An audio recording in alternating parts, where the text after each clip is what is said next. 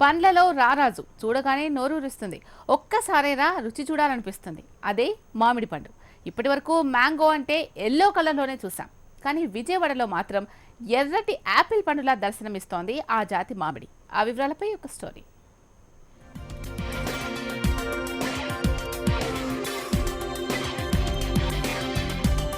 వేసవి వస్తే అందరి ఝాస నోరూరించే మామిడి పండుపైనే ఉంటుంది.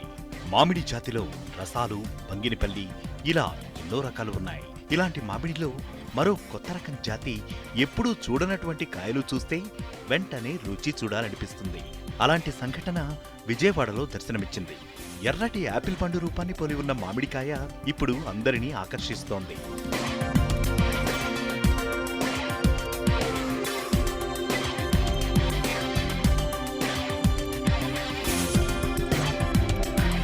ఈ యాపిల్ రూపాన్ని పోలి ఉన్న మామిడి పండు చెట్టు విజయవాడలోని కరెన్సీ కాలనీకి చెందిన కోనేరు మన్మథరావు ఇంట్లో పెరుగుతోంది. ఈ జాతి కాయలను రుమేనియా మామిడిగా పిలుస్తారని యజమాని చెప్పారు.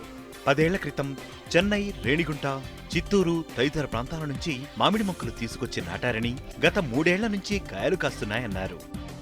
వెంకటగిరి నుంచి తీసుకొచ్చి గింజ తీసుకొచ్చి పెట్టాను. నేను పెడితే ఆ గింజ 7 సంవత్సరాలకు కాయ కాసింది. అప్పుడు 2008 నుంచి అది కాయలు కాస్తానే ఉంది.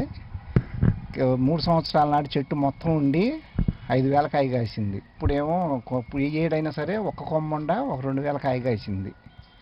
సంవత్సరం అంతా దాదాపు పూత పోస్తూ ఉంటుంది. 7-8 నెలలు కాయ ఉంటుంది.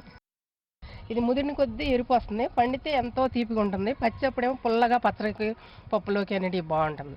మా రిలేటివ్స్ అందరికీ, ఈ బజార్లో అందరికీ పంచుతాం. కాయలు వచ్చిన దగ్గర నుంచి మందులు కొట్టడం అసలు పండేసే ఎప్పుడు కూడా కార్బైడ్ ఏం లేదు.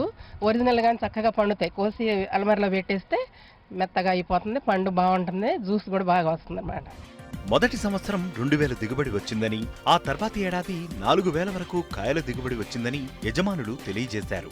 అయితే ప్రస్తుతం 5,000 కాయల వరకు దిగుబడి వచ్చే అవకాశం ఉందన్నారు. వీటిని తినడానికి, పచ్చడికి కూడా ఉపయోగించుకోవచ్చని అంటున్నారు. ఈ విధమైనటువంటి మామిడి జాతి చెట్లు చుట్టుపక్కల ఎక్కడా లేకపోవడంతో పరిసర ప్రాంత ప్రజలను ముగ్ధులను చేస్తున్నాయి.